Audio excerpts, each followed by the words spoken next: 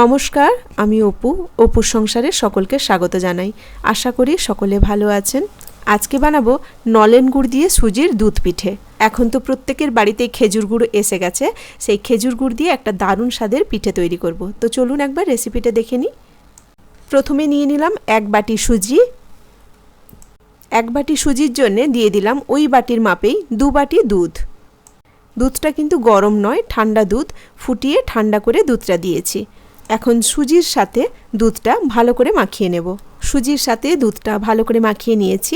এবার এটা ঢাকনা দিয়ে 10-15 মিনিট রেস্টে রেখে দেব। মিনিট 15 বাদে আমি ঢাকনা তুললাম।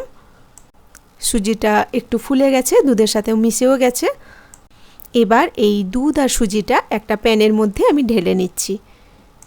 এটাতেই আমি সুজিটা তৈরি করব। সুজির মধ্যেই দিয়ে দিচ্ছি 1 কাপ খেজুর গুড়।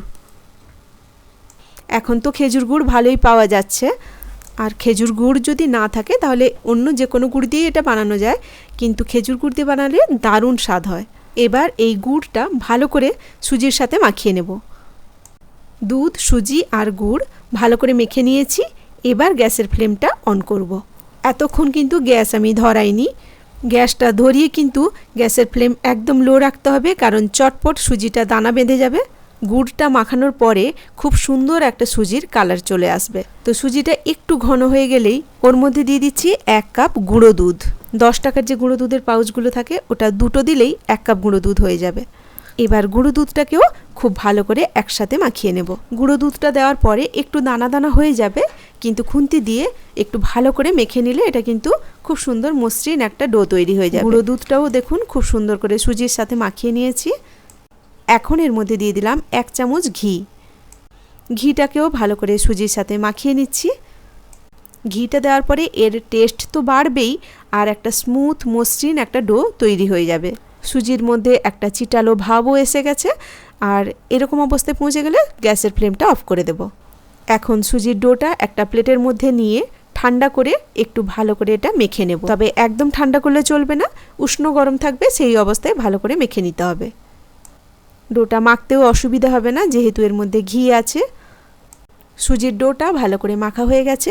এবার হাতের মধ্যে একটুখানি ঘি লাগিয়ে নিয়ে সুজির ছোট্ট ছোট্ট লেচি কেটে নেব। হাতের তালুতে ঘুরিয়ে এরকম ছোট ছোট বল তৈরি করে নিলাম। তবে যে কোনো শেপই দিতে পারেন। আর এই বলগুলো দেখুন কতটা মসৃণ হয়েছে। সবগুলো সুজির বল আমি রেডি করে নিয়েছি। এবার একটা প্যানের মধ্যে আমি নিয়ে নিলাম 500 গ্রাম দুধ।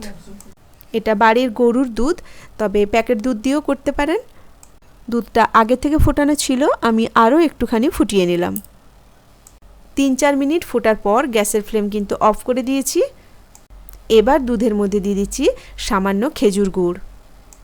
এখন খেজুর গুড় খুব বেশি দেওয়ার প্রয়োজন নেই, অল্প করে দিলেই হবে, মোটামুটি দুধটা যাতে মিষ্টি হয়ে যায়। আর গুড়টা কিন্তু গ্যাসের ফ্লেম অফ করেই দিতে হবে। দুধের সাথে গুড়টা ভালো করে মাখিয়ে নিয়ে ওর মধ্যে সুজির বলগুলো দিয়ে দিলাম। বলগুলো একটু ভালো করে দুধের সাথে মাখিয়ে নেব। এবার আবার একবার গ্যাসের ফ্লেমটা অন করে 3 থেকে 4 মিনিট আমি দুধটাকে ফুটিয়ে নেব। সুজির বলগুলো 3-4 মিনিট দুধের মধ্যে ফুটে গেছে। ভীষণই টেস্টি হয় এটা। খুব বেশিক্ষণ ফোটাবো না, 3-4 মিনিট ফুটিয়ে গ্যাসের ফ্লেমটা অফ করে দেব। দুধটা ঠান্ডা হয়ে গেলে আরও একটু ঘন হয়ে যাবে। এটা খেতে দুর্দান্ত লাগে, একবার অন্তত বানিয়ে দেখতে পারেন। তো কেমন লাগলো আজকের এই রেসিপি ছোট্ট একটা কমেন্ট করে জানাবেন। আর যদি ভালো লেগে থাকে তাহলে একটা লাইক দিয়ে দেবেন। সকলে ভালো থাকবেন, সুস্থ থাকবেন। কথা হবে আবার পরের ভিডিওতে নতুন কোনো রেসিপি নিয়ে। আজ এখানেই রাখি। নমস্কার।